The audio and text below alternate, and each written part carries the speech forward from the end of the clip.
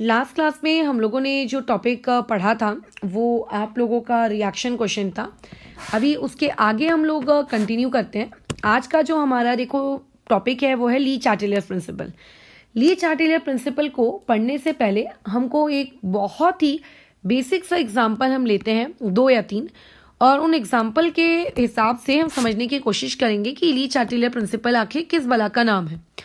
तो सबसे पहले एक एग्जाम्पल लेते हैं हमारे घर में मौजूद पेंडुलम क्लॉक का। ये मान लेते हैं आपके घर में एक क्लॉक है, ये जिसका ये लेट्स से ये पेंडुलम है।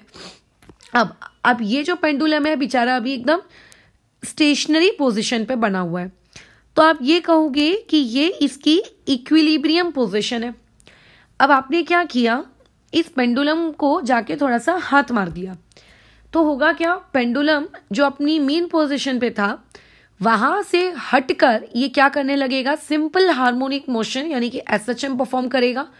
अगर ये इसकी मेन पोजीशन थी तो मेन पोजीशन से हट जाएगा, जो भी उसका एम्पलीट्यूड होगा उतने एम्पलीट्यूड में वो लेफ्ट भी जा सकता है, उतने ही एम्पलीट्यूड पे वो राइट भी जा सकता है। तो ये जो पोजीशंस हैं एक्सट्रीम लेफ्ट और एक्सट्रीम राइट, वो अपनी एक्सट्रीम पोजीशन तक जाएगा।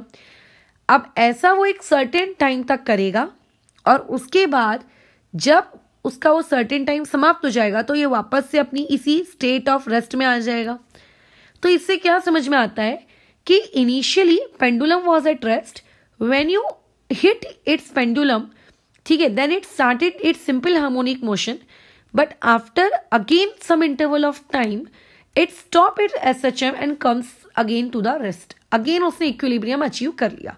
डिस्टर्ब हुआ था बट अगेन वो उसने अपना क्या किया, इक्विलिब्रियम मेंटेन कर लिया। यही आपकी केमिकल रिएक्शंस के साथ भी होता है। जब भी आपके पास कोई केमिकल रिएक्शन दी हुई होती है, होता क्या है कि उस केमिकल रिएक्शन को हम डिस्टर्ब कर सकते हैं। कैसे डिस्टर्ब कर सकते हैं ये हम आगे देखेंगे, बट अगर आपने उस केमिकल रिएक्शन को डिस्टर्ब कर दिया एनी हाउ, तो वो रिएक्शन का जो इक्विलिब्रियम का स्टेट है वो डिस्टर्ब हो जाता है। अब रिएक्शन नहीं चाहती कि उसका वो इक्विलिब्रियम का स्टेट डिस्टर्ब हो, वो चाहती है उसकी जो इक्विलिब्रियम की स्टेट है ना वो जैसी है वो वैसी की वैसी ही रहे, वो कोई चेंज नहीं चाहती, बट तुमने तो चेंज कर दिया है। तो ऐसे में क्या करती है, वो रिएक्शन हमेशा उस चेंज को अंडू करने की कोशिश करती है, हटाने की कोशिश करती है, हट जाओ, नहीं चाहिए मुझे वो चेंज। फॉर एग्जाम्पल, एक बंदा है जिसको ये बहुत ही शौक है कि मेरे वॉलेट में 500 रुपये होने चाहिए, ना तो 500 रुपये से कम ना तो 500 रुपये से ज्यादा, एग्जैक्ट 500 रुपये ही रखूंगा मैं तो अपने, हमेशा अपनी जेब में, कभी कम ज्यादा कुछ नहीं करना है, ऐसा उसको लगता है। अब हुआ कैसा कि एक दिन सम फ्रेंड ने उसको 10 रुपये लेट से दे दिए। अब उसके पास अमाउंट हो गया 510 रुपये। तो अब वो क्या करेगा, वो चाहता था कि उसके पास हमेशा 500 रुपये रहे, वो 500 रुपये वाली स्टेट को डिस्टर्ब नहीं करना चाहता। तो मैंने कि हम ये कह सकते हैं कि 500 रुपये उसकी इक्विलिब्रियम वाली स्टेट है। अब एक दिन किसी तरीके से उस बेचारे के पास हो गए 510 रुपये, यानी कि आपने उसकी इक्विलिब्रियम वाली स्टेट को डिस्टर्ब कर दिया, वो इक्विलिब्रियम से आगे पहुंच गया है। अब ये जो स्टेट है, क्या वो इस स्टेट को यानी कि अपनी जेब में 510 रुपये रखकर शांत बैठ जाएगा? वैसे तो बैठ जाना चाहिए, लेकिन वो नहीं बैठेगा। ये उसकी नॉन इक्विलिब्रियम वाली स्टेज है, वो इसको अपनी इक्विलिब्रियम वाली स्टेज मानेगा ही नहीं। वो रिएक्शन बोलेगी, वो लड़का बोलेगा मेरी इक्विलिब्रियम वाली स्टेज है 500 रुपये, मतलब 500 रुपये। उसको ये नहीं दिख रहा कि अरे वाह मेरा तो प्रॉफिट हो गया 10 रुपये का, नहीं, मेरी इक्विलिब्रियम स्टेट है 500 रुपये, मतलब 500 रुपये। तुम अगर उसको 510 दोगे तो बोलेगा नहीं ये नॉन इक्विलिब्रियम है, और वो उस नॉन इक्विलिब्रियम स्टेज पे नहीं रहना चाहता। तुमने तो कर दिया, तुमने तो उसको देखो आगे पहुंचा दिया, लेकिन वो नहीं रहना चाहता। तो कभी भी अगर आप किसी भी केमिकल रिएक्शन को डिस्टर्ब करते हो, आपके डिस्टर्ब कर देने की वजह से उस केमिकल रिएक्शन का जो इक्विलिब्रियम पॉइंट होता है वो डिस्टर्ब हो जाता है। डिस्टर्ब होने के बाद ऐसा भी हो सकता है कि वो इक्विलिब्रियम पॉइंट वो रिएक्शन आगे शिफ्ट हो गई, ठीक है, वो रिएक्शन आगे भाग गई। अभी अगर ये नॉन इक्विलिब्रियम पॉइंट है तो इस नॉन इक्विलिब्रियम पॉइंट पे अगर मैं लॉ ऑफ मास एक्शन लगाऊंगी तो ये क्या कहलाएगा, क्यू कहलाएगा ना। हो सकता है कि वो रिएक्शन आगे भाग गई, या ये भी हो सकता है कि वो रिएक्शन आपकी पीछे आ गई। हो सकता है लड़के के जेब में 500 रुपये से कम पैसे हो, तो वो दोनों ही नहीं चाहिए उसको, ना उसको ज्यादा चाहिए ना उसको कम चाहिए। अब मान लेते हैं कल को आपका हुआ कैसा, उसकी इक्विलिब्रियम स्टेट डिस्टर्ब हो गई, इस तरीके से डिस्टर्ब हुई कि वो आगे भाग गई। तो वो रिएक्शन खुद क्या करेगी, वो लड़का खुद क्या करेगा, वो लड़का क्या करेगा, उस रिएक्शन को जो आगे भाग गई है उसको पीछे खींच के लाएगा, बैकवर्ड शिफ्ट करवाएगा। क्यों बैकवर्ड शिफ्ट करा रहा है, क्योंकि रिएक्शन आगे भाग गई। ठीक है, रिएक्शन को क्यों शिफ्ट कराया जा रहा है पीछे, क्योंकि रिएक्शन आगे भाग गई। और जो रिएक्शन पहले से ही अपने इक्विलिब्रियम से दूर है, 500 रुपए लड़के का टारगेट है और ऑलरेडी उसका पास अभी 440 है, मतलब वो अपने ऑलरेडी इक्विलिब्रियम से कम पर है। तो रिएक्शन पूरी कोशिश करेगी कि उस रिएक्शन को खींच के कहाँ लाया जाए, फॉरवर्ड लाया जाए। तो यानी कि जब भी आप किसी भी केमिकल रिएक्शन को डिस्टर्ब करते हो, आपके डिस्टर्बेंस से क्या उसका जो इक्विलिब्रियम पॉइंट होता है, वो इक्विलिब्रियम पॉइंट क्या हो जाता है, डिस्टर्ब हो जाता है। तो उस डिस्टर्ब इक्विलिब्रियम पॉइंट को आपकी रिएक्शन पसंद नहीं करती। ठीक है, वो ये कहती है कि मैं अपने अंदर कुछ ऐसे चेंजेस करूंगी, चाहे फॉरवर्ड डायरेक्शन में या चाहे बैकवर्ड डायरेक्शन में, डिपेंड्स कि मेरा इक्विलिब्रियम पॉइंट आगे गया है, कि डिपेंड्स कि मेरा इक्विलिब्रियम पॉइंट पीछे गया है, कि वापस मैं अपने इक्विलिब्रियम तक पहुंचूंगी। तो इनडायरेक्टली किसी भी केमिकल रिएक्शन का जो मेन एम होता है वो ये होता है कि सारी की सारी इक्विलिब्रियम कंडीशंस को वो रिस्टोर करना चाहता है। ठीक है, वो रिस्टोर करना चाहता है। अगर आपके कुछ ऐसी हरकत कर दी आपने कि उसका इक्विलिब्रियम आगे बढ़ गया, तो वो रिएक्शन को बैकवर्ड शिफ्ट कराएगा, बोलेगा लो होगी मैं रिस्टोर। ठीक है, 10 रुपए लड़के के पास ज्यादा आ गए, वो 10 रुपए खर्च कर देगा, जा वापस से मैं आ गया 500 पर ही। सो दिस इज दी आपका ली चार्टिलियर प्रिंसिपल। ठीक है, तो बेसिकली अगर कोई पूछेगा कि ली चार्टिलियर प्रिंसिपल क्या है, तो हम ली चार्टिलियर प्रिंसिपल को इस तरीके से समझाएंगे कि अगर आपके पास किसी भी केमिकल रिएक्शन का कोई एक सिस्टम है, ठीक है, आपके पास एक केमिकल रिएक्शन है इक्विलिब्रियम पे, उस एक केमिकल रिएक्शन में आपने एनी हाउ कोई चेंज क्रिएट कर दिया, तो आपके चेंज कर देने की वजह से, ठीक है, रिएक्शन इक्विलिब्रियम पॉइंट डिस्टर्ब हो गया। तो रिएक्शन खुद को अपने आप क्या करेगी, रिएक्शन अपने आप खुद को क्या करेगी, शिफ्ट करेगी। ठीक है, वो अपने आप खुद को क्या करेगी, शिफ्ट करेगी। ध्यान से सुनेंगे, लेकिन वो उस डायरेक्शन में खुद को शिफ्ट करेगी जहां पर उस चेंज को वो क्या किया जा सके, मिनिमाइज किया जा सके। जहां पे उस चेंज को क्या किया जा सके, मिनिमाइज किया जा सके। जैसे कि लड़के को अगर 10 रुपए दे दिए गए तो उसका इक्विलिब्रियम पॉइंट आगे भाग गया, तो इसकी वजह से वो जो लड़का है वो क्या करेगा, रिएक्शन को बैकवर्ड शिफ्ट कर देगा। क्यों बैकवर्ड शिफ्ट कर देगा, क्योंकि 10 रुपए अगर आगे गया तो ला 10 रुपए पीछे आ जा, वापस से वही हो गया रिजल्ट 500 वाला, है ना। तो वैसे ही रिएक्शन में अगर आपने कोई चेंज किया और आपके चेंज की वजह से रिएक्शन में आगे या पीछे रिएक्शन गई, तो रिएक्शन खुद ब खुद को उसके अपोजिट डायरेक्शन में एक्ट करवाएगी, ताकि जो आपने चेंज किया है उस चेंज को वो क्या कर सके, या तो कंप्लीटली नलीफाई कर सके, या फिर कंप्लीटली नलीफाई अगर नहीं कर पा रहा है तो कम से कम उसके असर को कम किया जा सके। ठीक है, जैसे अगर तुम्हारी वजह से पॉइंट 510 पहुंच गया है, तो रिएक्शन पूरी कोशिश करेगी उसको 500 तक लाने की, वापस पे नहीं ला पाई तो 507, 506, 505 कुछ भी चलेगा, लेकिन तुम्हारे पॉइंट पे नहीं रहेगी वो, तुम्हारे पॉइंट पे नहीं रहेगी वो। This is known as Le Chatelier principle, और ये प्रिंसिपल आपके लिए काफी ज्यादा मददगार साबित होगा।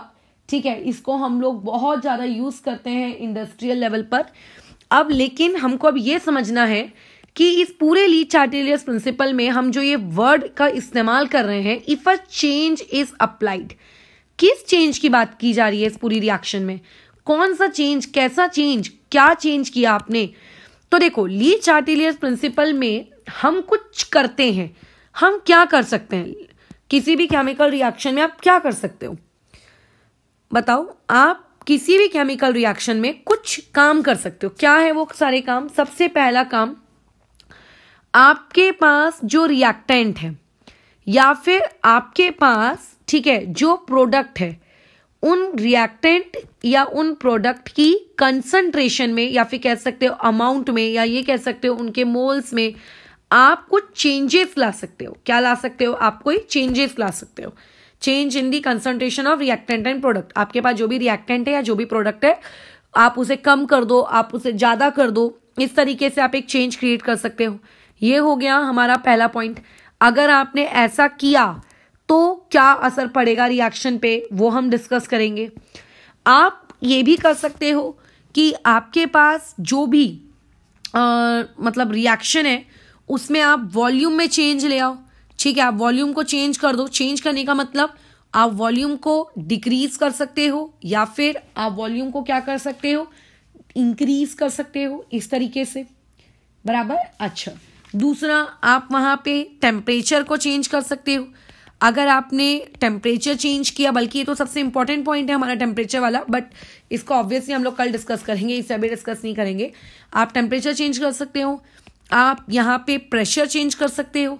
प्रेशर के चेंज करने से क्या होगा, ठीक है। अच्छा, ये तो कुछ पैरामीटर्स हो गए जिनको मैं चेंज करने की बात कर रही हूँ। अगर आपने कैटेलिस्ट डाला तो कैटेलिस्ट के एडिशन से क्या फर्क पड़ेगा रिएक्शन में, ठीक है। या फिर अगर आपने कोई इनर्ट गैस डाल दी, ठीक है, तो इनर्ट गैस डालने से क्या फर्क पड़ेगा रिएक्शन पे। These are the various factors, ठीक है, these are the various factors by which you can study, ठीक है, द केमिकल रिएक्शन। तो इसमें जो सबसे पहला पार्ट है जो हम पढ़ने जा रहे हैं वो अभी ये है कि अगर आपने किसी भी रिएक्टेंट या किसी भी प्रोडक्ट के कंसंट्रेशन में कोई बदलाव किया तो क्या होगा, change in concentration of reactant and product. अब यहाँ पे जो ये वर्ड है चेंज, इस चेंज का मतलब होता है आप उसको इंक्रीज भी कर सकते हो या फिर आप उसको डिक्रीज भी कर सकते हो। सिर्फ रिएक्टेंट की बात नहीं हो रही है, प्रोडक्ट को भी। यस, आप प्रोडक्ट को इंक्रीज भी कर सकते हो, डिक्रीज भी कर सकते हो, रिएक्टेंट को भी डिक्रीज कर सकते हो, रिएक्टेंट को भी इंक्रीज कर सकते हो। तो देखो, ये वो पार्ट है जिसमें लोगों को सबसे ज्यादा कंफ्यूजन होता है, ठीक है। हम इसको कोशिश करेंगे कि तुम्हें ज्यादा कंफ्यूजन ना क्रिएट करवाते हुए बहुत ही आसान और कम शब्दों में तुम्हारे दिमाग के अंदर इस चीज को फिट करवाया जाए, ठीक है ना।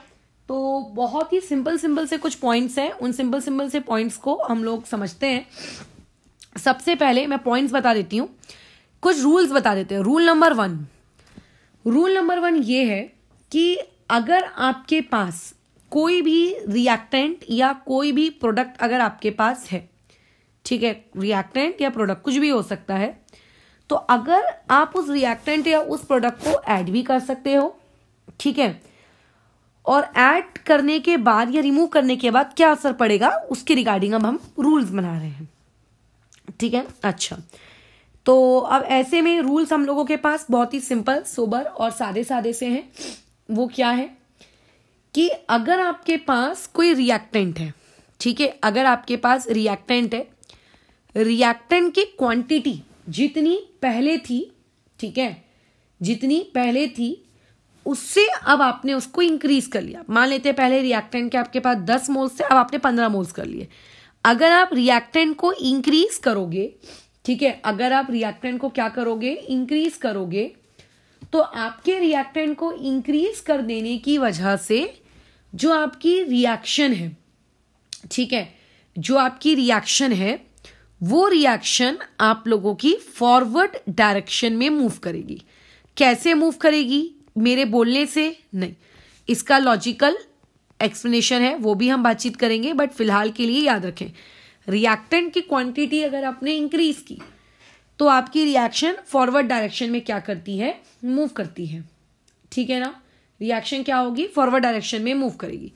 या फिर इसी सेम चीज को इस भाषा में भी बोला जा सकता है, रिएक्टेंट को इंक्रीज कर दो या फिर आपके पास जो प्रोडक्ट उस रिएक्शन में बना उस प्रोडक्ट को डिक्रीज कर दो। तो प्रोडक्ट के डिक्रीज होने से और रिएक्टेंट के बढ़ने से रिएक्शन कैसी जाती है, फॉरवर्ड डायरेक्शन में, खत्म। यही वो एकमात्र रूल है। अब जिसको ये पता है, क्या कोई इसका अपोजिट फ्रेम नहीं कर सकता। जैसे मैं बोलूंगी अभी रात है, तो इसका अपोजिट क्या होगा, निगेटिव स्टेटमेंट, अभी दिन नहीं है, बराबर। इंग्लिश ग्रामर में ये सब काम तो करते ही हो, तो इसका वाइस वर्सा क्या क्रिएट नहीं कर सकते। अगर रिएक्टेंट बढ़ा तो अब हम लिख देते हैं कि अगर रिएक्टेंट घटाया गया होता तो रिएक्शन आपकी कहां जाती, बैकवर्ड डायरेक्शन में चली जाती। मैं दोनों रूल्स याद नहीं रखती हूँ, मैं किसी एक ही रूल को याद रखती हूँ, बस खत्म। और वो एक रूल जो याद रहता है ऑब्वियसली उसका अपोजिट वाला तो ऑटोमेटिकली याद हो जाएगा, राइट। रिएक्टेंट को कम करने से बैकवर्ड गई, ऊपर में प्रोडक्ट को डिक्रीज करने से बैकवर्ड जाती थी, तो ऑब्वियस है कि रूल नंबर 2 में अगर आप प्रोडक्ट को इंक्रीज करोगे तो रिएक्शन बैकवर्ड जाएगी। ठीक है, इसमें से मैं इस वाले पॉइंट को याद रखती हूँ, ये वाला पॉइंट मेरे दिमाग में रहता है। ये रूल तो मैंने बना लिए, लेकिन ये रूल आए कहाँ से? ये रूल सबको पता है। तो देखो बहुत ही सिंपल सा है, एक सादा सा एग्जाम्पल है, सादे से एग्जाम्पल से आप लोगों को ये रूल समझ में आ जाना है, कोई इसमें कठिन लॉजिक का आवश्यकता नहीं है। ठीक है, ध्यान से सुनते हैं। एक रिएक्शन है, लेट्स से ए से लेकर बी, सिंपल रिएक्शन ले रही हूं ताकि समझने में आसानी हो। इसके के इक्विलिब्रियम का एक्सप्रेशन लिखो तो क्या हो जाएगा? इसके के इक्विलिब्रियम का expression concentration of B upon में कंसंट्रेशन ऑफ ए। समझ में आ रही है बात? अच्छा, अभी यहां पे अपन लोग केसेस बनाते हैं, ध्यान से सुनेंगे। यहां पे हम क्या बना रहे हैं? केसेस बना रहे हैं। पहला केस, आपने ए की क्वांटिटी बढ़ा दी। ठीक है, आपने क्या किया? जो रिएक्टेंट ए था, ए को इंक्रीज कर दिया। अब अगर तुमने ए को इंक्रीज किया तो तुम्हारा इक्विलिब्रियम डिस्टर्ब हो जाएगा, है ना। वो इक्विलिब्रियम तो रहेगा नहीं, लेकिन डिस्टर्ब हो गया इक्विलिब्रियम। अब तुम अपने ऊपर के एक्सप्रेशन को देखो। ठीक है, ऊपर के एक्सप्रेशन को देखो। अगर डिनोमिनेटर में रखा हुआ ए इंक्रीज होगा तो ओवरऑल वो पूरा का पूरा फ्रैक्शन, ठीक है, ओवरऑल ये पूरा का पूरा फ्रैक्शन, ये पूरा का पूरा फ्रैक्शन, ये फ्रैक्शन क्या होगा? इंक्रीज होगा कि डिक्रीज होगा? सारी मैथमेटिक्स है। अगर डिनोमिनेटर को बढ़ाते हो तो डिनोमिनेटर के बढ़ने से जो ओवरऑल फ्रैक्शन का आंसर आता है वो फ्रैक्शन क्या हो जाता है आप लोगों का? डिक्रीज हो जाता है ना। अगर किसी न्यूमरेटर को एक बड़े नंबर से डिवाइड करोगे, 2 को 3 से डिवाइड करो, 2 को 4 से डिवाइड करो, कौन सी क्वांटिटी बड़ी आएगी? ऑब्वियसली 2 को 3 वाली, मतलब डिनोमिनेटर जितना बड़ा करोगे आंसर उतना छोटा आएगा, तो फ्रैक्शन डिक्रीज हो गया। ठीक है, अच्छा, और ऐसा करने से इक्विलिब्रियम डिस्टर्ब हो गया, और जब इक्विलिब्रियम डिस्टर्ब हो जाता है तो उस फ्रैक्शन को क्या कहते हैं हम लोग? क्यू कहते हैं। क्यू बराबर, क्योंकि इक्विलिब्रियम तो रहा नहीं, इक्विलिब्रियम तो वह है नहीं, और जब इक्विलिब्रियम पे फ्रैक्शन की बात की जाए, लॉ मास एक्शन की बात की जाए, तो उसे क्यू कहते हैं। तो इनडायरेक्टली आप क्या ये कह सकते हैं? क्यू इस रिएक्शन का घट गया ए के बढ़ने से। हाँ, ये बात समझ में आई? ओके। एक आप नेक्स्ट केस क्या बना सकते हो? ए को बढ़ाया नहीं, चलो ए को घटा दिया। रिएक्टेंट मैंने क्या किया? घटा दिया। मेरे रिएक्टेंट घट गया। रिएक्टेंट मतलब डिनोमिनेटर, डिनोमिनेटर घटने से आप लोगों का जो फ्रैक्शन है वो फ्रैक्शन क्या होगा? बढ़ जाएगा। फ्रैक्शन बढ़ रहा है, इसका मतलब इस रिएक्शन में कौन बढ़ रहा है? क्यू बढ़ रहा है। चलो ठीक है, बढ़ रहा है का मतलब के से बड़ा हो गया, घट रहा है का मतलब क्या होता है कि पहले जितना भी के इक्विलिब्रियम था उस के इक्विलिब्रियम से आपका क्यू क्या है? छोटा है। और बढ़ रहा है का मतलब क्या होता है? बढ़ रहा है का मतलब होता है कि पहले जितना भी के इक्विलिब्रियम था क्यू उससे भी बड़ा हो गया। ठीक है, ये होता है मीनिंग। अब तीसरा केस आप यहां पे ये भी बना सकते हो कि प्रोडक्ट यानी कि बी फॉर बॉल, बॉल को बढ़ाया जाए। क्वांटिटी ऑफ बी आपने बढ़ा दी, मतलब रिएक्शन में और प्रोडक्ट, मतलब रिएक्शन में प्रोडक्ट डाल दिया लाकर कहीं से।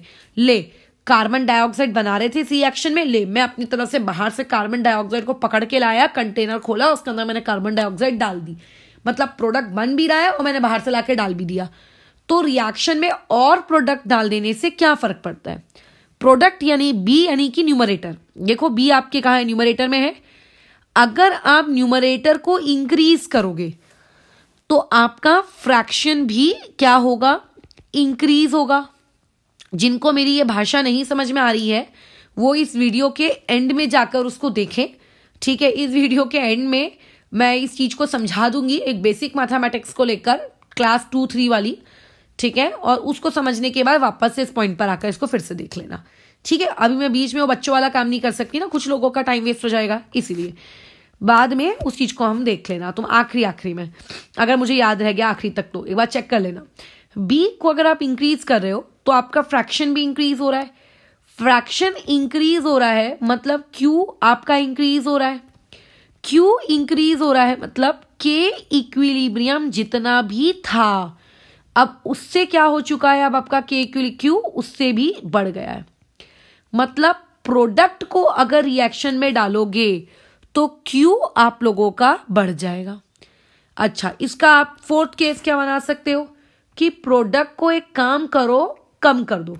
कम करने का मतलब क्या होता है, A से B बन रहा है, रिएक्शन में जैसे ही B बने उसको निकाल लो, ठीक है, जैसे ही और B बने उसको निकाल लो। मतलब एक हाथ से बैंक में पैसा जमा करो और एटीएम से निकाल लो, जमा करो एटीएम से निकाल लो, B बन रहा है निकाल लो, B बन रहा है निकाल लो। इस तरीके से प्रोडक्ट को कम करो। अगर आपने ऊपर का न्यूमरेटर कम किया, न्यूमरेटर छोटा कर दिया आपने, पहले जितना भी न्यूमरेटर था उससे भी छोटा कर दिया, तो आपका जो फ्रैक्शन है वो फ्रैक्शन भी क्या हो जाएगा, घट जाएगा। फ्रैक्शन घटेगा तो जो Q की वैल्यू है वो भी घटेगी, और अगर Q की वैल्यू घट गई, एक मिनट, Q की वैल्यू घट गई मतलब K इक्विलिब्रियम पहले जितना था Q अब आप लोगों का उससे भी क्या हो चुका है, छोटा हो चुका है। Q उससे भी क्या हो चुका है, छोटा हो चुका है। मेरी बातचीत क्या यहां तक समझ में आ रही है? अब तुम लोगों को सिर्फ और सिर्फ क्या करना है, लास्ट क्लास में जो चीज पढ़ाई गई उसका स्मरण करना है, ठीक है। लास्ट क्लास में हमने जो टॉपिक सीखा था वो रिएक्शन क्वेश्चन सीखा था।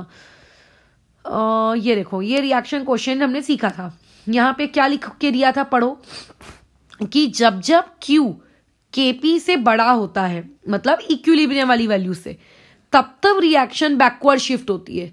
क्यों होती है ये पिछले वीडियो में सिखाया गया है, याद नहीं है तो जाके आप देख लीजिए, ठीक है। मैं वापस से बताने वाली नहीं हूं, बट याद रखना कि जब जब Q बड़ा हो जाता है K से, तब तब आपकी रिएक्शन कैसे शिफ्ट होती है, बैकवर्ड। बैकवर्ड को मैं लिख देती हूँ BS।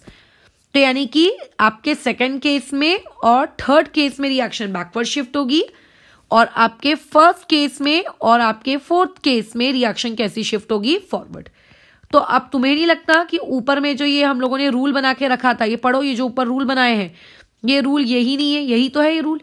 ऊपर रूल क्या बनाया था, रिएक्टेंट को बढ़ाओगे तो रिएक्शन फॉरवर्ड जाएगी, प्रोडक्ट को घटाओगे तो रिएक्शन फॉरवर्ड जाएगी, यही रूल बनाए थे। तो देखो पढ़ो, रिएक्टेंट को घटाओगे, ए मने कौन, ए मने रिएक्टेंट, रिएक्टेंट को मैंने घटाया, रिएक्शन को मैंने घटा दिया सॉरी रिएक्टेंट को मैंने बढ़ाया, ये रिएक्टेंट को मैंने बढ़ाया तो रिएक्शन कहाँ गई, फॉरवर्ड। प्रोडक्ट यानी कि B, उसको मैंने घटाया तो रिएक्शन कहाँ गई, फॉरवर्ड। ऐसे करते हैं काम। यानी कि आप जब भी आपको पता लगाना हो कि आपके उस कार्य को करने की वजह से रिएक्शन फॉरवर्ड जाएगी कि बैकवर्ड जाएगी, तो फटाफट उसका एक्सप्रेशन लिख लो, मैथमेटिक्स लगा के देखो कि इसको बढ़ा रहे हैं तो फ्रैक्शन घटेगा, अगर फ्रैक्शन घटेगा मतलब Q घटेगा, Q घटेगा मतलब K से छोटा आ गया, K से छोटा आ गया मतलब रिएक्शन को जाना पड़ेगा फॉरवर्ड। ऐसे तो इसी सेम चीज से हमने ये रूल बना लिया। तो इन केस अगर एक इंसान पेपर में भूल जाता है कि यार रिएक्टेंट के बढ़ने से ये होता था कि प्रोडक्ट के बढ़ने से होता था, कंफ्यूजन का पिटारा खुल गया तुम्हारे दिमाग में, तो तुरंत क्या कर लेना, ये जिस तरीके से मैंने चार्ट बनाया है ना, तुम्हें चारों केसेस बनाने की नीड नहीं पड़ेगी। अच्छा, इसको बढ़ा रहा हूं मतलब फ्रैक्शन घट रहा है, फ्रैक्शन घट रहा है मतलब Q घट रहा है, Q घट रहा है मतलब Q छोटा आ गया K से छोटा आ गया मतलब रिएक्शन को कहाँ जाना पड़ेगा, फॉरवर्ड। ये ऐसे काम कर लेना है ना। और मुंह जबानी तो देखो एटलीस्ट रूल नंबर 1 आपको दिमाग में होना ही चाहिए याद। रूल 1 याद रहेगा तो उसका अपोजिट कर दोगे तो और रूल 2 भी समझ में आ जाएगा, ठीक है। तो बताओ क्या रूल है, अगर आपको रिएक्शन को फॉरवर्ड लेकर जाना है तो क्या करो, जैसे जैसे प्रोडक्ट बनता जा रहा है उसको निकालते जाओ, ठीक है, और रिएक्टेंट को और डालते जाओ, जैसे जैसे प्रोडक्ट बनता जा रहा है उसको निकालते जाओ और रिएक्टेंट को और डालते जाओ, रिएक्टेंट डालते जाओ, प्रोडक्ट निकालते जाओ, रिएक्टेंट डालते जाओ, प्रोडक्ट निकालते जाओ। This will cause your reaction to move in forward direction, ठीक है। तो इस तरीके से काम करोगे तो रिएक्शन हमेशा कहाँ जाएगी, फॉरवर्ड डायरेक्शन में शिफ्ट होने की कोशिश करेगी, ठीक है। जैसे कि इसका मैं एक बहुत ही प्यारा सा तुम्हें एक एग्जाम्पल बताती हूँ, इस एग्जाम्पल को समझते हैं।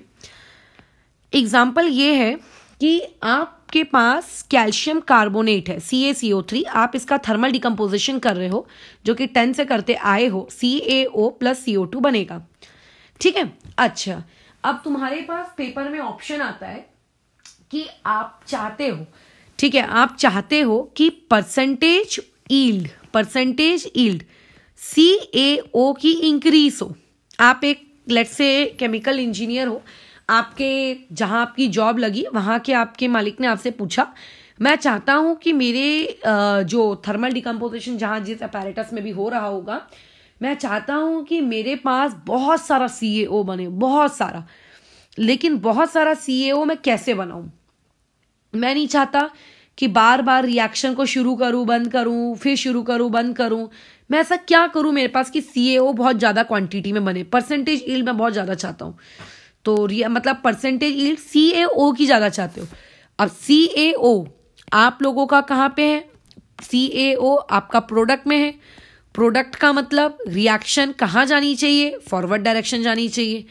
अब रिएक्शन फॉरवर्ड कब जा सकती है? दिमाग लड़ाओ। अगर आप रिएक्टेंट कम कर दो, रिएक्टेंट मतलब प्रोडक्ट अगर आप कम कर दो, तो प्रोडक्ट कम कर दोगे, कौन सा वाला प्रोडक्ट? वहां तो दो प्रोडक्ट है। तो इंजीनियर बोलता है उस पर्टिकुलर मालिक से कि देखो उस रिएक्शन में जैसे जैसे CO2 पैदा हो रहा है, जैसे जैसे CO3 डिकम्पोज होगा, वैसे वैसे CO2 बनेगा।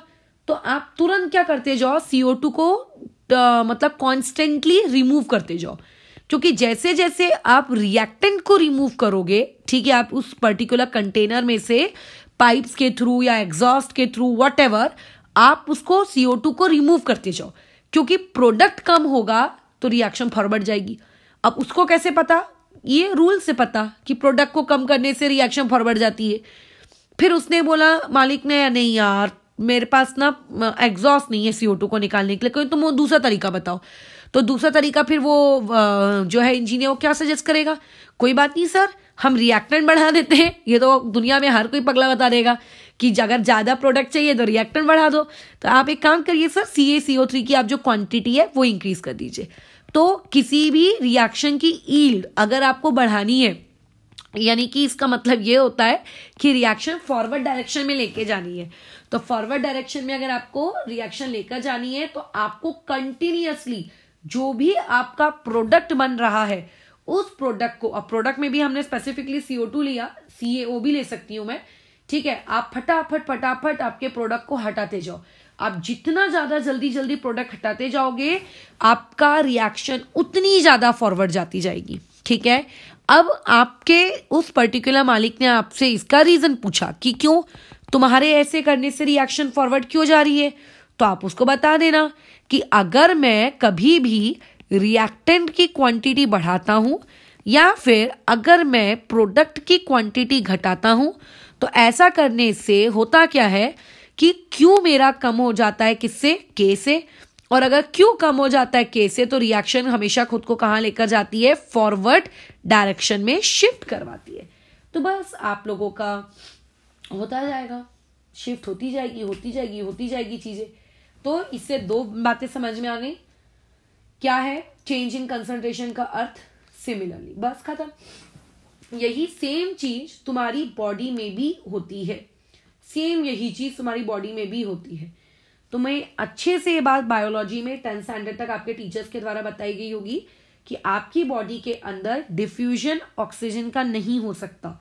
ठीक है, diffusion of oxygen in our body is a very very very very slow process, and हमारी जो एनर्जी की रिक्वायरमेंट है वो इस डिफ्यूजन के कंपेयर में बहुत ज्यादा है। So diffusion can not met our requirement. तो ऐसे में हमारी बॉडी में ऑक्सीजन को जो चीज सप्लाई करती है, लंग्स तक तो ऑक्सीजन पहुंच जाता है, लंग्स में पहुंचने के बाद पूरी बॉडी में सप्लाई करने का काम होता है ब्लड का, और भी स्पेसिफिकली ब्लड के अंदर में जो आरबीसी होता है, आरबीसी के अंदर में जो जो हीमोग्लोबिन होता है बेसिकली, वो ये काम करता है। ठीक है, ये काम कौन करता है? आपका हीमोग्लोबिन करता है। कौन करता है? आपका हीमोग्लोबिन करता है। हीमोग्लोबिन का जो स्ट्रक्चर होता है उसमें बीच में सेंट्रल एटम होता है आयरन। ठीक है, जब तो मैं कोऑर्डिनेशन केमिस्ट्री पढ़ाऊंगी तब इसका स्ट्रक्चर भी बना के दिखा दूंगी। बीच में होता है आयरन, वो अपने पास ऑक्सीजन को चिपका लेता है। ऑक्सीजन वहां पे एज अ लिगेंड काम करता है, उसको चिपका लेता है, और ऑक्सीजन को पकड़कर जैसे जैसे हीमोग्लोबिन ट्रेवल करता है वैसे वैसे उसके साथ साथ आप लोगों का क्या कहते हैं ऑक्सीजन भी ट्रैवल करता है, और फिर इस तरीके से ऑक्सीजन आपकी पूरी बॉडी में क्या होने लगता है, सप्लाई होता है। ये भी एक एग्जाम्पल है आपके किस चीज का, ये क्या कहते हैं, चेंज इन कंसंट्रेशन का। कैसे? तो ये जब हम लोग अभी इफेक्ट ऑफ प्रेशर पढ़ लेंगे तब मैं तुमको ये वाली चीज समझा दूंगी। सिमिलरली अगर आप कुछ मीठा खाते हो तो जिस जगह पे कीड़ा लगा है आपके दांत में, सिर्फ वही दांत आपका क्या होना चाहिए, खराब होना चाहिए, है ना। दांत सड़ने लग जाता है, खराब होने लगता है। लेकिन तुम ये देखना, ये अगर एक दांत सड़ने लगेगा तो उसके आजू बाजू के जो अच्छे दांत हैं वो भी खराब होने लगते हैं धीरे धीरे, अगर आप ध्यान नहीं दो तो ये भी एक एग्जांपल है इक्विलिब्रियम का। ये भी हम आगे देख लेते हैं, इसको भी हम लोग अभी पढ़ लेते हैं, ठीक है। अच्छा, तो अब पहले हम लोग अपने वापस से टॉपिक पर आते हैं। टॉपिक क्या चल रहा था हमारा कि इक्विलिब्रियम को अगर आपने छेड़ने के तरीके बोलो क्या है, 6। उसमें से पहला तरीका क्या था कि इक्विलिब्रियम को हमने रिएक्टेंट या फिर प्रोडक्ट का अमाउंट कम ज्यादा करके छेड़ा। तो छेड़ने से क्या होगा, क्या इक्विलिब्रियम डिस्टर्ब होगी? हाँ होगी, लेकिन इक्विलिब्रियम डिस्टर्ब होने के बाद पूरी कोशिश करती है वापस से वही स्टेज मेंटेन करने के लिए। अब क्या हमेशा बैकवर्ड आएगी? क्या नहीं। हमेशा फॉरवर्ड जाएगी? क्या नहीं। फिर क्या करेगी वो?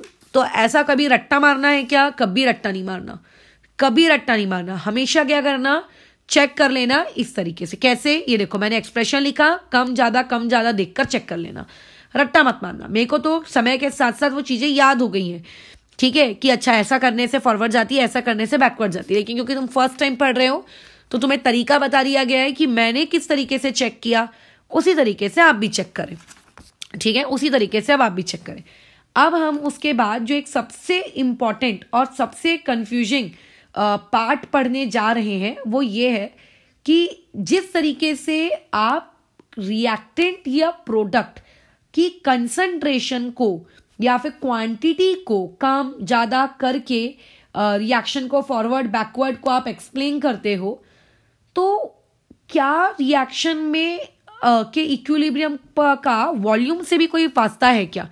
वॉल्यूम, ठीक है, जिस कंटेनर में रिएक्शन हो रही है, ठीक है, उस कंटेनर के वॉल्यूम को अगर मैंने कम कर दिया या उस कंटेनर के वॉल्यूम को मैंने बढ़ा दिया तो वॉल्यूम से भी कुछ फायदा, मतलब कुछ होगा क्या? तो ये पहले पढ़ना है। तो इसको पढ़ने से पहले हम थोड़ा सा ना एक पार्ट पढ़ लेते हैं और फिर इफेक्ट। अरे बाप रे, ये क्या हो गया? रुको 2 मिनट, डिलीट ही मार दो, जान दो। पहले हम एक पार्ट पढ़ लेते हैं, उस पार्ट को पढ़ने के बाद हम वापस से इस टॉपिक में मूव करेंगे। आपने एक इक्वेशन पढ़ी होगी, पीवी इक्वल टू एनआरटी, है ना, आइडियल गैस इक्वेशन। अभी एक बात अपने छोटे से ब्रेन में डालो, हम जो ये टॉपिक पढ़ रहे हैं, change in concentration, change in volume, इन सारी प्रोसेसेस के दौरान टेम्परेचर कांस्टेंट रखना है। टेम्परेचर क्या रखना है? कांस्टेंट। क्यों रखना है? क्योंकि अगर आपने टेम्परेचर को कांस्टेंट नहीं रखा तो आपके इक्विलिब्रियम की वैल्यू, जिसको आप अचीव करने के लिए रिएक्शन को कभी फॉरवर्ड नचा रहे हो, कभी बैकवर्ड नचा रहे हो, नहीं नचा पाओगे, इक्विलिब्रियम डिस्टर्ब हो जाएगा हमेशा के लिए। इसीलिए टेम्परेचर कांस्टेंट रख रहे हैं, ठीक है, इसीलिए टेम्परेचर कांस्टेंट रख रहे हैं, क्योंकि ये चीज हम लोग ऑलरेडी शुरुआत में पढ़ चुके थे कि किसी भी रिएक्शन का जो इक्विलिब्रियम कांस्टेंट होता है वो 4 लोगों की वजह से डिस्टर्ब होता है। पहला, कहीं आपने रिएक्शन को रिवर्स ऑर्डर में तो नहीं लिख दिया। दूसरा, क्या उस रिएक्शन को आपने किसी कॉमन फैक्टर से तो मल्टीप्लाई नहीं किया या किसी कॉमन फैक्टर से डिवाइड तो नहीं कर दिया, या फिर उस रिएक्शन का टेम्परेचर तो आपने कहीं चेंज नहीं कर दिया, है ना। टेम्परेचर अगर आप चेंज कर देते हो तो आपके टेम्परेचर को चेंज कर देने की वजह से आप लोगों की वो जो पर्टिकुलर रिएक्शन है उसका इक्विलिब्रियम कांस्टेंट के इक्विलिब्रियम बदल जाता है। अदरवाइज इक्विलिब्रियम कभी कांस्टेंट बदलने वाला नहीं है। तो ऊपर में भी जो हमने ये पूरा महापुराण पढ़ा, इस महापुराण के दौरान हमने टेम्परेचर को कांस्टेंट रखा और अभी जो मैं तुम्हें नेक्स्ट पढ़ाने वाली हूँ, चेंज इन प्रेशर या चेंज इन वॉल्यूम वाला पार्ट, उसमें भी हम क्या करेंगे, आप लोगों के टेम्परेचर को कांस्टेंट रखेंगे। अब देखो टी हमने कांस्टेंट रखा है, ठीक है, और आर को तो तुम जानते हो, ये तो एक यूनिवर्सल गैस कांस्टेंट होता है, ये तो खुद ही कांस्टेंट होता है, इसको मैं क्या कांस्टेंट रखूंगी। और रिएक्शन में मोल्स भी हमने लेट से कांस्टेंट रख दिए, तो इस हिसाब से पीवी इक्वल टू क्या आ जाएगा, n be constant, R be constant, T be constant, और राइट हैंड साइड पूरा का पूरा ही कांस्टेंट। तो क्या मैं ऐसा लिख सकती हूं कि therefore P equal to constant upon volume. अब अगर मैं थोड़ी भी मैथमेटिक्स जानती हूं, और तुम भी अगर थोड़ी भी मैथमेटिक्स जानते हो, तो तुम्हें इतना तो पता होगा कि P is inversely proportional to V है। इक्वल टू हटाया, प्रोपोर्शनैलिटी का साइन डाला, कांस्टेंट हटाया, मतलब बेसिकली इक्वल टू और कांस्टेंट दोनों को हटा के प्रोपोर्शनैलिटी का साइन डाला। इससे क्या सीख मिलती है, कांस्टेंट टेम्परेचर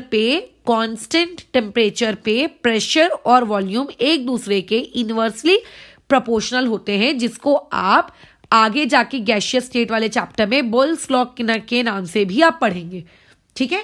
मैंने फिलहाल वाला चैप्टर स्किप करके पहले केमिकल इक्विलिब्रियम लिया है, उसके अपने कुछ रीजंस है, बट इस तरीके वाली चीज को हम क्या कहते हैं, बोयल्स लॉ कहते हैं। क्या कहते हैं इसको, बोयल्स लॉ कहते हैं कि प्रेशर और वॉल्यूम का इनवर्स में रिलेशनशिप चलता है, यानी कि अगर आप प्रेशर बढ़ाओगे तो वॉल्यूम घटेगा, प्रेशर डिक्रीज करोगे तो वॉल्यूम बढ़ेगा, ठीक है, कॉमन सेंस है। जैसे अगर आपके पास मान लेते हैं ये एक कंटेनर है, मान लेते हैं ये आपके पास एक कंटेनर है, इस कंटेनर में ऊपर में क्या लगा के रखा गया है, पिस्टन, ठीक है। पिस्टन मतलब जैसे पिचकारी के पीछे नहीं रहता है वो डंडा जिससे हम उसको अंदर की तरफ दबाते हैं, वैसा पिस्टन। इसके अंदर मैंने गैस के पार्टिकल्स भर के रखे हैं। अगर आप पिस्टन के ऊपर बहुत भारी भारी पत्थर रख देते हो तो इसका मतलब क्या है, आपने क्या कर दिया, उस पिस्टन के ऊपर प्रेशर इंक्रीज कर दिया। अब अगर पिस्टन के ऊपर तुम प्रेशर इंक्रीज कर दोगे तो पिस्टन नीचे गिर जाएगा, मतलब नीचे खिसक जाएगा, ये पिस्टन नीचे आएगा। अगर पिस्टन नीचे आएगा मतलब वॉल्यूम उस पिस्टन का क्या हो जाएगा, डिक्रीज हो जाएगा, प्रेशर बढ़ जाएगा, वॉल्यूम घट जाएगा, ठीक है। तो ये वैसे भी समझा जाता है लॉजिकली, बट इतना पता होना चाहिए कि प्रेशर वॉल्यूम के कैसा होता है, इनवर्सली प्रोपोर्शनल होता है। अब हमें दूसरा फैक्टर पढ़ना है ली चार्टिलियर प्रिंसिपल का, वो है आप लोगों का चेंज इन प्रेशर, कि अगर प्रेशर में, रिएक्शन के प्रेशर में कोई बदलाव किया गया तो क्या उस बदलाव से रिएक्शन का इक्विलिब्रियम क्या कहते हैं, इफेक्ट होता है कि नहीं होता है। पहली बात तो होता है, और उस इफेक्ट को नलिफाई करने के लिए या उस इफेक्ट को कैंसिल करने के लिए या उस इफेक्ट को कम करने के लिए रिएक्शन फॉरवर्ड जाएगी कि बैकवर्ड जाएगी, ये बस हमको सीखना है। चेंज होगा, असर भी पड़ेगा, इफेक्ट भी होगा, सब होगा, लेकिन बेचारा फॉरवर्ड जाएगा कि बेचारा बैकवर्ड जाएगा, ये हमको नहीं पता, ये हमको नहीं पता। तो बस वही इफेक्ट हम लोगों को अभी क्या करना है, यहाँ पे पढ़ना है, ठीक है। तो अब इसको पहले समझते हैं किस तरीके से करना है हम लोगों को। ये वाला पार्ट बहुत ही सिंपल सा है, चीजों को लॉजिकली समझने की कोशिश करना तो बात दिमाग में जाएगी। सिर्फ ये सोच के रखोगे कि रट्टा मार लेंगे तो नहीं होगा। पहले मैं तुमको रूल बता देती हूँ, जैसे मैंने ऊपर में रूल बता दिया था, यहाँ पे भी मैं पहले रूल बता देती हूँ। रूल नंबर 1 सिंपल, आप लोगों के पास यहाँ पे 2 ही रूल है, या तो आप प्रेशर को इंक्रीज कर सकते हो या तो आप प्रेशर को डिक्रीज कर सकते हो, खत्म, ठीक है।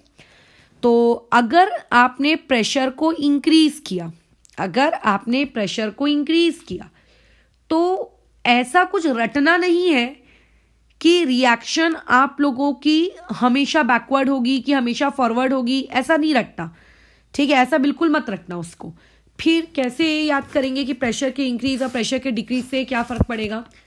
प्रेशर के इंक्रीज या प्रेशर के डिक्रीज को आप उसके डेल्टा एनजी से रिलेट करो। किससे रिलेट करो, आप उसके डेल्टा एनजी से रिलेट करो। प्रेशर अगर आपने, मान लेते हैं आपका जो डेल्टा एनजी है, मान लो वो ग्रेटर देन 0 है। अब डेल्टा एनजी कैसे निकालते हैं तो तुम सबको पता है। मान लो आपका डेल्टा एनजी ग्रेटर देन 0 है। अगर डेल्टा एनजी ग्रेटर देन 0 होता है, ठीक है, तो ऐसे केस में अगर आपने प्रेशर को बढ़ाया, अगर आपने प्रेशर को बढ़ाया, ठीक है, तो ऐसे में आप लोगों के डिक्रीज इन प्रेशर, मतलब रुक जाओ यहाँ पे तुम्हें थोड़ा सा कंफ्यूजन क्रिएट हो जाएगा। पहले हम रूल्स इस बार लिखवाने से पहले रुको इसको कैसे लिखवाया जाए इसका रूल एकदम शॉर्ट में। रूल कुछ इस प्रकार से लिखा देते हैं कि रिएक्शन उस डायरेक्शन में जाने की कोशिश करेगी जहां पे delta number of gas particles कम होंगे, बस खत्म। ठीक है, ये एक बेस्ट रूल है कि रिएक्शन उस डायरेक्शन में प्रोसीड होगी, reaction proceeds in that direction where, spelling ठीक कर लेना, where number of gas molecules are less. बस अब इस रूल को कैसे अप्लाई करना है ये भी हम सीख लेंगे। ठीक है, रूल के हिसाब से भी काम कर लेते हैं, बट ये रूल आया कैसे, इस रूल को पहले समझ लेते हैं, इसका एक्सप्लेनेशन देख लेते हैं, ये किस तरीके से इस पे काम किया जा रहा है। कोई भी सिंपल सी एक रिएक्शन उठा लो जो तुम्हें पसंद हो। मान लेते हैं मैंने रिएक्शन ले ली 2 times of A is in equilibrium with B, ये मेरी रिएक्शन है। ठीक है, अब जब ये रिएक्शन अभी ऑलरेडी इक्विलिब्रियम पे है, ठीक है, तो इसको हम लोग ऐसा लिख लेते हैं कि this reaction is already at equilibrium, this reaction is already at equilibrium. अगर ये रिएक्शन ऑलरेडी इक्विलिब्रियम पर मौजूद है, इसका मतलब इस रिएक्शन का कुछ ना कुछ केपी होगा। हमें वो केपी कैलकुलेट करना है। कैसे? मान लो कि एट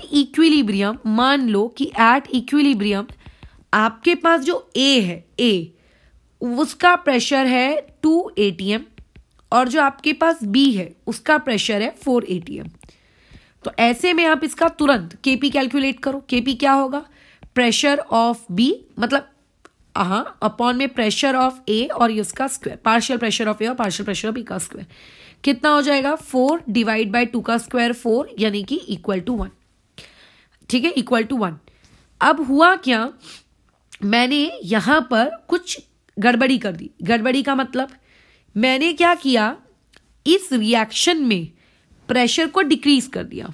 ठीक है, ये रिएक्शन ऑलरेडी जो कि इक्विलिब्रियम थी, मैंने इस रिएक्शन का प्रेशर डिक्रीज कर दिया। आई डिक्रीज्ड इट्स प्रेशर, मैंने इसका प्रेशर डिक्रीज कर दिया। आपको डिक्रीज करके जो वैल्यू लेनी है आप ले लो। तो अब मैंने क्या किया, प्रेशर डिक्रीज कर दिया। तो प्रेशर को डिक्रीज करने पे क्या वो पॉइंट जो अब मुझे मिलेगा, क्या वो इक्विलिब्रियम वाला पॉइंट होगा?